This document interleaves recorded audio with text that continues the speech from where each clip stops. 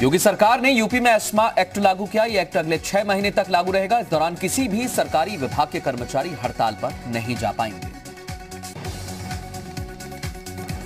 दिल्ली में कोरोना के मामले बढ़ने के बाद वाराणसी में रेलवे स्टेशन पर विशेष सतर्कता बढ़ाई गई। वाराणसी के कैंट और मंडुआडीह रेलवे स्टेशन पर दिल्ली से आने वाले यात्रियों की एंटीजन सैंपलिंग।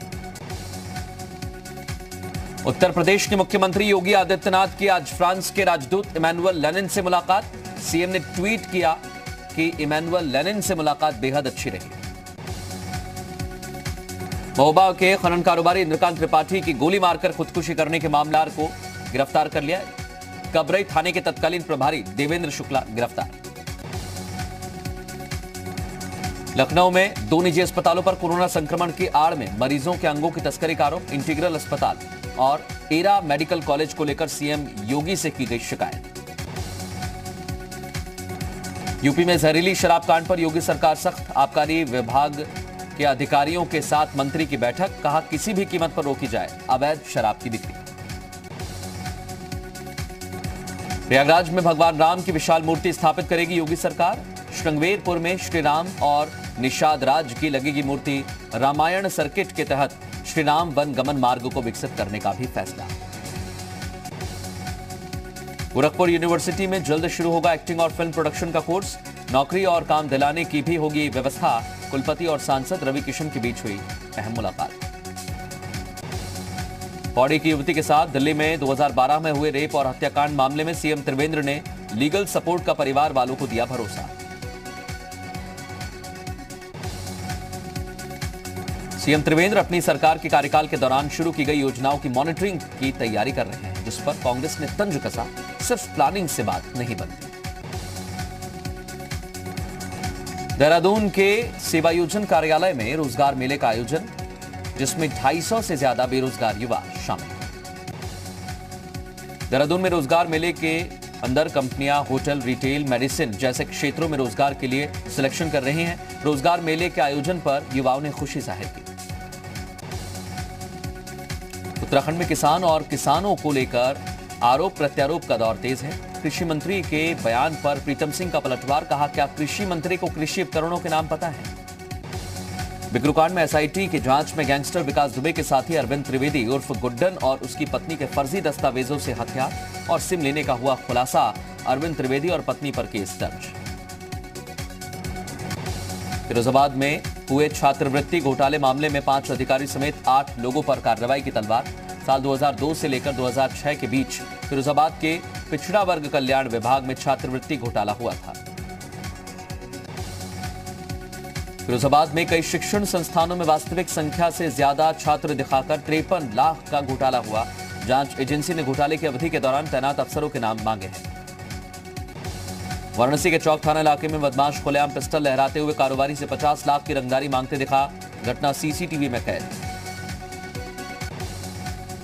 लखनऊ के 2 अस्पतालों पर लगे मानव अंगों की तस्करी के आरोप। मोहनलालगंज के सांसद ने पत्र लिखकर की थी शिकायत। बाराबंकी में पॉलिथीन में मिला नवजात शिशु। मोहम्मदपुर खाला क्षेत्र के बभमनावा पुल के पास की घटना। मथुरा के कोसी कला में रोड पर बैंड बाजा बजाना पड़ा महंगा। पुलिस ने 8 लोगों को लिया हिरासत में। सर्विलांस सेल को मिली बड़ी कामयाबी। लोगों के खोए हुए मोबाइल बरामद। पुलिस अधीक्षक ने टीम को 5000 रुपए का इनाम देने का किया ऐलान। टिहरी के कीर्तिनगर इलाके में अवैध खनन पर प्रशासन की कार्रवाई। चेकिंग के दौरान वाहनों को सीज किया।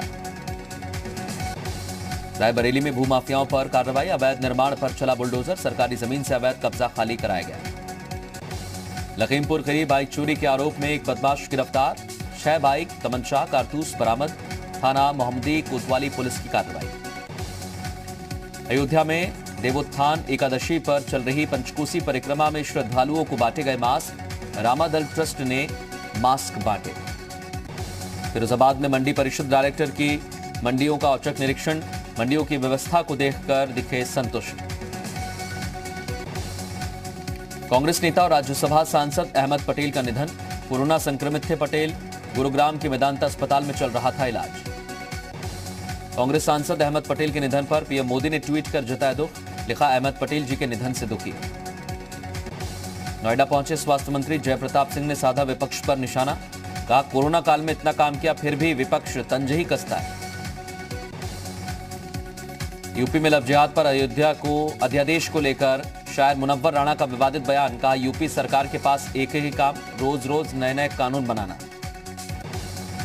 हरियाणा के गृह मंत्री अनिल विज ने लव जिहाद के खिलाफ कानून लाने पर यूपी सरकार को दी बधाई। ट्वीट कर कहा, उत्तर प्रदेश में लव जिहाद के गुनहगारों पर एक्शन के लिए योगी कैबिनेट ने इस कानून पर अंतिम मोहर लगा दी। बहराइच में दबंगों ने एक ही परिवार के लोगों से की मारपीट। मारपीट में 7 महीने की गर्भवती का गर्भपात होने का आरोप।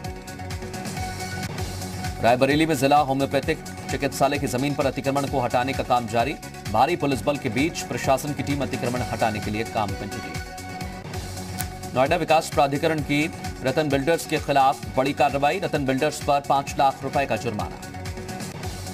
बिजनौर में गैंगस्टर वकील कुरैशी समेत 3 पर कार्रवाई। प्रशासन ने तीनों आरोपियों को 20 करोड़ 34 लाख की संपत्ति उनकी कुर्क की।